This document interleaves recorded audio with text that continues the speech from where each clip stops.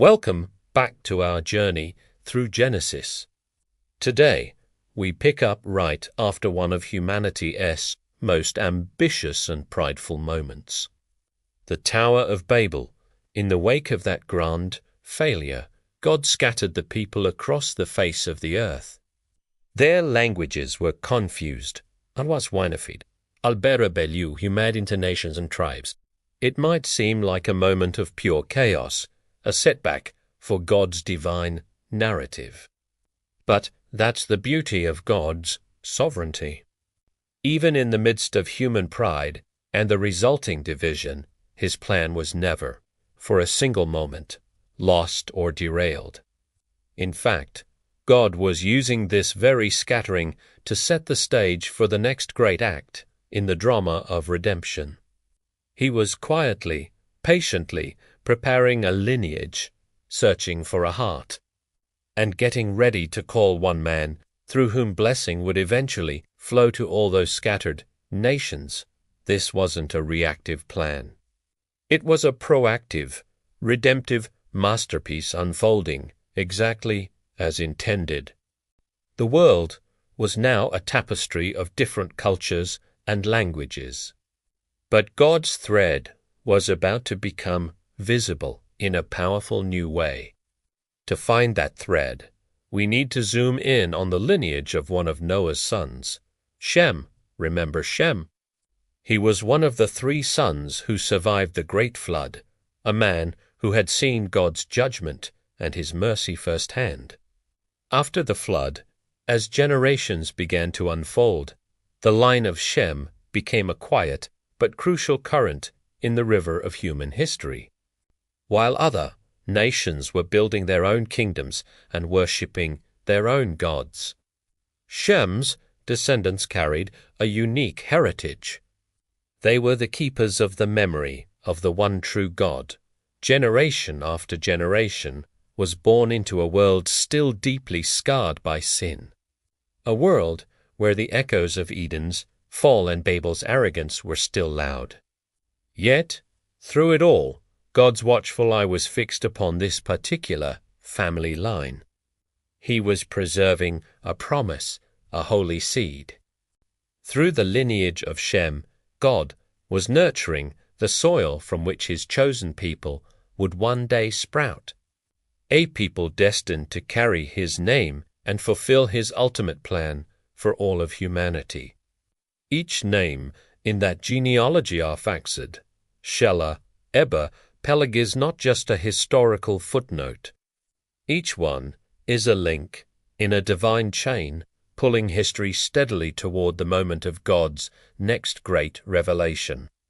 And then, out of these generations, out of the land of Ur of the Chaldeans, a man named Abram emerges. At this point in the story, Abram isn't a king, a prophet, or a great warrior. He's just a man living with his family in a culture steeped in pagan worship. His own father, Terah, served other gods. From a human perspective, there was little to suggest that Abram would be the one to change the course of world history. But God doesn't see as we see. He looks at the heart. And in Abram, God found a glimmer of something He could work with, faith. So, God speaks. It's not with the thunder and fire of Sinai, not with a dramatic vision in the night. Direct set and deforing kal. Leave your country, your people, and your father's household, and go to the land I will show you. Think about the radical nature of this command. God was asking Abram to abandon everything that defined his identity, his homeland, his extended family, his cultural security, his inheritance. And for what? For a destination he had never seen, a place God hadn't even named yet. All he was given was a command and a promise. Abram had no map, no GPS, no travel guide.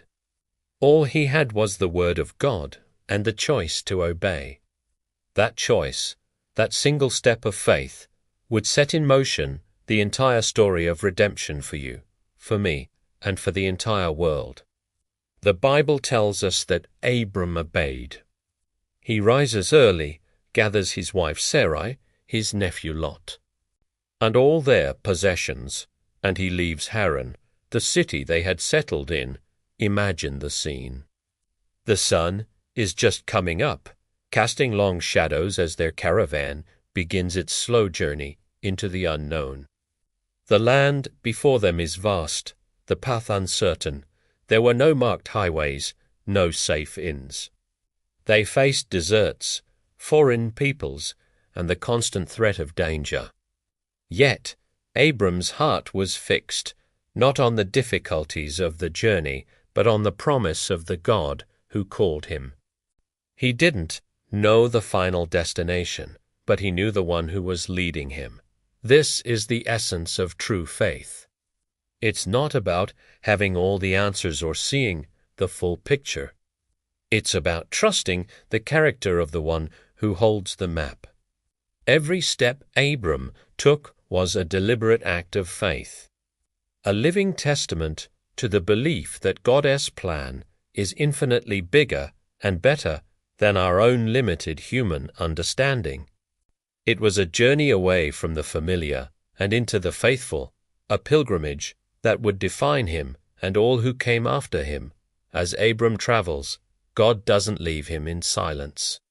He reassures him, solidifying the call with an incredible sevenfold promise.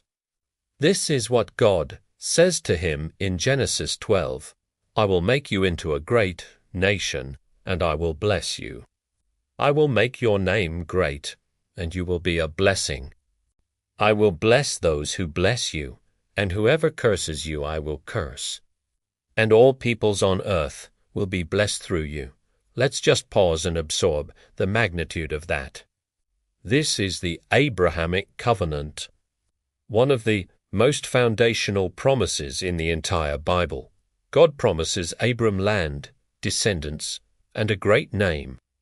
But the climax of the promise is the most astonishing part. Abram himself will be a blessing, and through him, all the peoples on earth will be blessed. From this one man, from this single act of obedience, God was launching a plan to redeem the very nations he had scattered at Babel. This isn't just a private promise to one family. It's a global, history-shaping covenant. It's the promise that would ripple through the ages, guiding the story of Israel, and ultimately finding its ultimate fulfillment in Jesus Christ, the descendant of Abram who brought the blessing of salvation to the entire world. This moment is a turning point for all of humanity. So the journey begins. As Abram and his family travel through the land of Canaan, a land already occupied by other peoples, he does something significant. He builds altars. He stops at Shechem under the great tree of Moreh and builds an altar to the Lord who had appeared to him. He moves on to the hills east of Bethel, and there he builds another altar. And he calls on the name of the Lord. These altars were more than just piles of stones. They were public declarations of faith in a foreign land. They were acts of worship, marking the landscape with the presence of the one true God, even in the face of uncertainty. Surrounded by cultures that did not know his God, Abram remained faithful. He was a sojourner, a pilgrim, but his worship was constant. The story of Abram is so much more than just a tale of blind obedience. It's a powerful story of hope, of profound trust, and of a relationship between a finite man and an infinitely faithful God. It teaches us that faith isn't a one-time decision, but a continuous journey of building altars in our own lives, of worshipping God right where we are, even when we don't know what the next step holds. Abram's journey of faith was just beginning, and it was a journey that would be filled with triumphs and failures, with great faith and great doubt, but through it all, God's unwavering faithfulness would be his constant guide. If you felt the weight of God's promises through Abram's journey, don't stop here. The next chapters reveal how faith, obedience, and God's covenant change history forever. Subscribe, like, and turn on notifications. Join us as we continue bringing the Bible to life, one story at a time.